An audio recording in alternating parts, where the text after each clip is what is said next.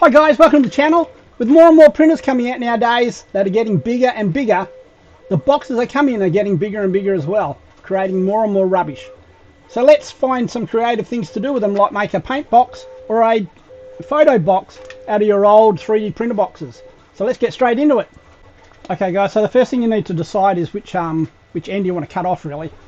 You might be tempted to cut off the top of it because it's already open. Probably not the best thing to do because you want the larger volume of the side.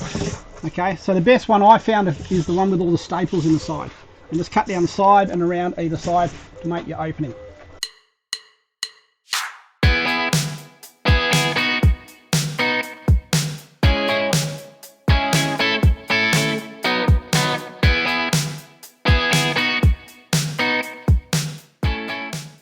Okay, so that's this is a light box with the side cut out. And you need to determine whether you want it lengthways with the length or vertical with the length. Be wary that there's seams. These seams show up in your photos if you do, so put a bit of tape on it before you paint it. Okay guys, so I finished taping the inside, and as you can see I've done all the joints. So when I put the tape down, I run it from one end to the other like that and just run my finger down the top and the bottom so it's got a curve in the corners, so you don't have these sharp corners that attract all the shadow and light and muck up your photo when you're taking photo. Then when the light goes in, it won't hit those corners. So I've just finished spraying the inside of the box, and as you can see, nice and white in there. And when you put subjects in there, like, they stand out. Yeah, there's nothing to compete against the subject, and you can get really nice photos and stuff in there. Now what I need to do is put the lighting around the inside. Okay guys, so with LED lights, when you get them in strips like this, you can cut them right on the things where it's got these little lines, and it's got the connectors going across the line, so cut right along the line like so.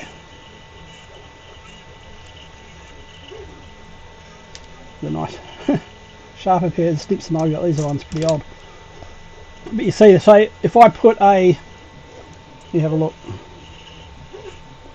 Okay, so if you can see, no, you probably can't.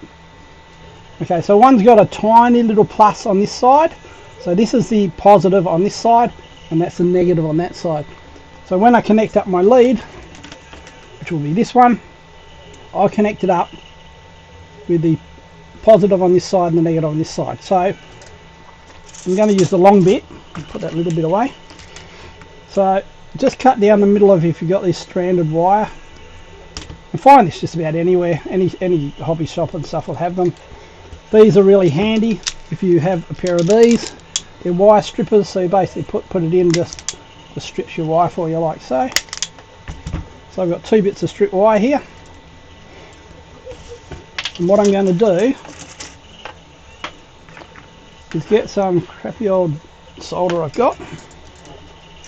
I'm just going to get my soldering iron, put a bit of solder on it, and just tin the wires. So basically I'm getting some solder onto the wires. Actually, I'll use my little helping hands here so it's not shaking around as I'm doing it. If you haven't got these little helping hands, you can get them on eBay. They're really handy to hold stuff. About time. Okay, so that one's done. Just need to melt enough of the solder to get some resin to help it stick. So all I've done is just put a little bit of solder on each bit of wire. Now what I'll do is do exactly the same to the tips of these. Because I don't want to heat it so much as I did the wire, because I don't want to melt that little pad off. I'm going to do is try and put the solder on the soldering iron and then place it on the tip, so I'm not supplying much heat to the tip.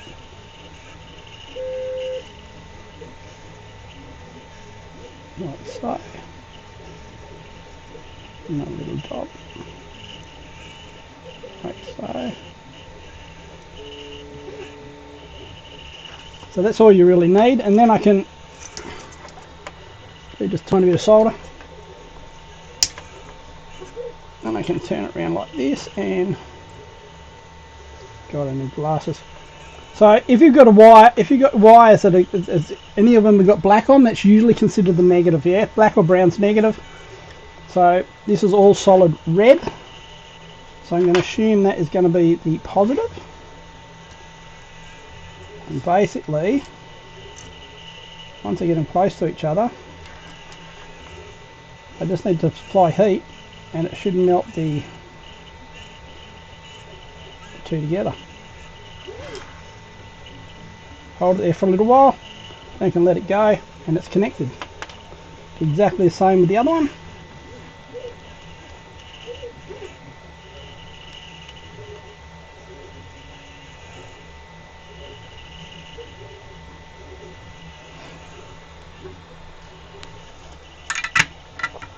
That should do it.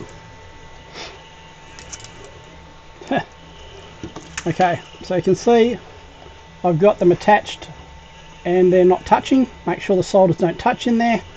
And what I'm going to do is put a bit of insulating, like electrical tape around the outside of that, just to hold them in place, just so they don't twist and connect. Okay, so just a bit of electrical tape. Just set it how I want it. Make sure it's sitting fairly flat. I'm just going to wrap the tape around so they're not going to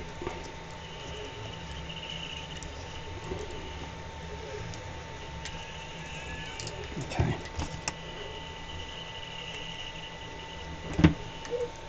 It's as simple as that, yeah? Now what I'm going to do the other end, I'm going to put these plugs on so I can plug and unplug. Okay, I've got a whole bag of them for a couple of bucks off eBay. Okay, they're everywhere on eBay.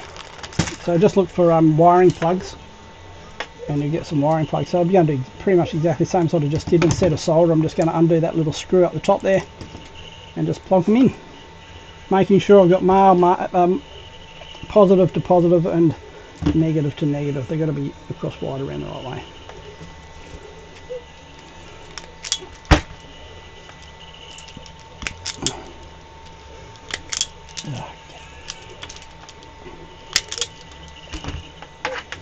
So word of warning, as harmless as these might be, or may appear, I've speared one of these all the way through my finger.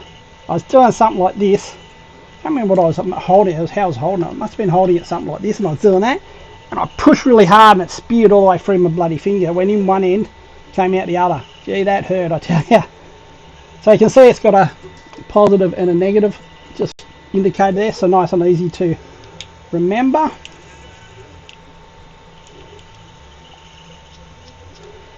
And I just get my positive, remember positive was the one that was all red.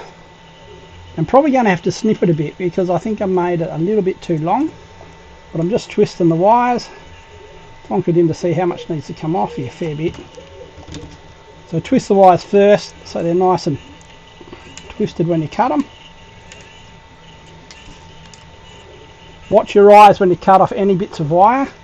I'm saying this from experience. When I was younger, I cut a bit of wire. It was highly strung wire. It's a stay wire off a yacht, and it speared up into my eye, and I lost the lens out of my right eye. And I went around seeing out of one eye for 18 years before they developed something where they could actually replace the lens. I've got an artificial lens in my right eye now, but that was all from cutting bits of wire, and the wire that went through was about that long. Went straight through my eye. It was didn't hurt, surprisingly enough. I was surprised because when it happened, I thought I just had a bit of gunk caught under my eyelid, because every time I closed my eyelid, it felt like it was scratching on my eye. So I thought, oh, I better go and see if I can get that out. Filthy dirty hands at the time, of course. Luckily, my best friend's mum was a nurse, and I went and saw her, and she realised what had happened and rushed me off to hospital. And they managed to save my eye. If it had gone in a millimetre further, I would have taken my eye out. And that was, God, a long time ago, yeah. How long? When I was 18, so, oh gosh, nearly 30 years ago now. So back then they didn't have the technology they got now, but yeah, I'm very lucky to still have my eye. And even luckier that they've now developed artificial lenses they can put in. So basically out of my right eye I've got long distance vision, out of my normal eye I've got short distance vision, so best of both worlds. So there you go, so it's just cabled in there, and I'll do exactly the same thing on this plug that goes to a transformer. I just plug in the wall and I can just plug it in and I'll have lights. I have one of these old bricks from an old laptop, and this goes up to 19 volts. That should power those lights. Okay, so I also picked no, this would be an old one we used to have, because that looks like that's the wife's hair tie that she would have used at some sort. Old hair tie, throw them in. Okay, so if I ever throw things out that have got a power supply on them, I usually keep them. They're usually 12, 6, 9 type volts. So if you're getting lights, the easiest adapters and stuff to find around the place are 12 and 9 volts, yeah? Or 6 volts, sorry, 12 and 6 volts. So look around for those if that's what you're looking for. But yeah, I tend to keep all my old little bits and odds and ends in just a box in the shed, and then I just go and grab them when I need them. You'd be surprised how handy this sort of stuff comes, much to the wife's dismay. It thinks I just hoard it all. Okay, so with this sort of, when you've got ones like this, you'll find it's got an outer braid on it. You'll see I'm pulling the braid off. It just goes around, and inside there's a one that goes down the middle. So one's the positive and one's the negative. Usually the one down the middle is the positive. So I'll just cut that off. Okay, you can see there's just one in there. So there's one, and this will be the other. Okay, so positive is this side. Chuck that in there.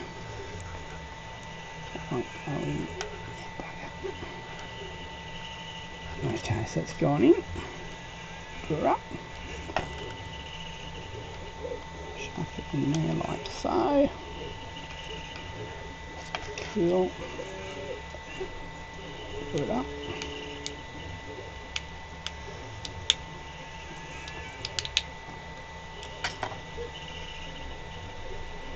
Coming out. And definitely take this one up with exposed wires. Don't want to be, well, not that DC power's going to do much, but you just want to be sure it doesn't short out any circuits or anything by touching. Okay, so that's all done. Let's plug her in and turn her on. Okay, so plug it in. Let's have a look. Don't be touching that when you're plugging it in, just to be sure. Voila.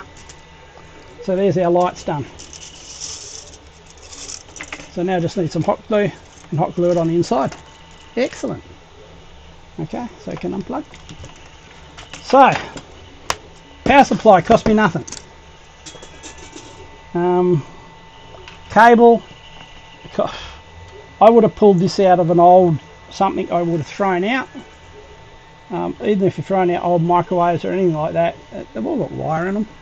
And I have a little supply of this short wire. If you don't want to use second-hand wire, you always get them from hardware stores will have them, electronic stores will have them. This I got from the $1 store type thing. This cost me $9 for a 5 meter roll, so I'm at the end of 5 meters, so I use it a fair bit to light up things. If you were to buy one of these adapters, I think they cost like 20 or 30 Australian dollars. So what's that? 15, 20 American dollars. So all up to light it. So what I spend $10 on the lights, like $15 on that. So 25. Paint, another $6. 31. What else have I got? That's it, 31 bucks total for a power supply. And sometimes you get these coming and they have a adapter that's already with them, so you don't even have to buy the adapter. Sometimes the adapter's with them. Beware that they're not always white light. Some of them are multicolored lights, and when you've got multicolored lights, you've got 4 or 5 different ones coming out. One will be a negative, and all the rest, if you combine them together, will produce a white. So there'll be a red, green and blue. So connect the negative up, and if you want red light, connect the positive to the red. If you want green light, connect the positive to the green. If you want blue light, I think it is the other one, connect the positive to the blue. If you want white, you connect them all together and connect it to the positive. Except for the negative. Of course, the negative stays by itself. Cool, so that's how you do the multicolored lights. But these white lights have just got positive and negative in them. Okay, so let's put it in our box and see how that goes. Okay, so now it's just a matter of putting a glue gun and chucking the lights on. I found turning the box upside down and gluing it in this way is the best way to do it. And as you can see, I'm just going to go around the inside like that. And just daubing 3 or 4 daubs on each side. Be careful, it is very hot when it comes out. And it sort of sticks to your finger once it goes in, so don't put your finger on it. Have a tissue or a paper wipe or something so you can wipe any excess glue away, and just go for it. Okay, so I finished putting the light in. Now let's see if she works. Just plug her in. How cool is that? Okay, so there's your light box. Of course you can put things in there and take photos, like my bottle of Coke. Cool. Now, I don't know if you noticed when I had my glue gun out, I got this off Thingiverse, it would have been, because I got it ages ago. It's really good because it's got, I don't know who made it. I'll try and find it again. There's heaps of them on there anyway. Got a little thing to put your little glue sticks in. Your glue gun can rest on that and it's still hot. And it's got a place to put your cord in. So it's a nice little package. You can I just chuck it on the shelf, just pull out when I need it. It's really good. I hope that helped, guys. A like and subscribe would be really appreciated. And I'll see you next week. Okay, bye. Okay, guys, thanks for watching. I really do appreciate the support. You might like one of these or one of these videos that I've made in the past, so feel free. Okay, thanks, guys. Bye.